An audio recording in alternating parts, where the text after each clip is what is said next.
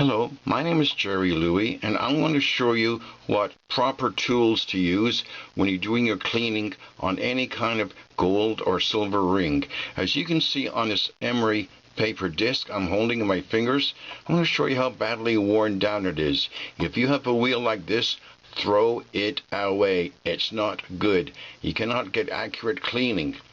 Another pumice wheel I have is an old one. It's worn down, hasn't got any sharp edges to it, and it's just not good for what we're going to be doing right now.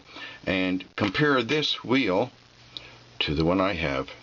It's a pumice wheel, 180 grit. It's a tapered wheel, and it's fantastic. Keep it like that. Another wheel I have is a flat-faced pumice wheel. As I rotate it, you can see the sharp edge, and it's clean, good for what we're going to be doing right now. It is just one of my best wheels I have.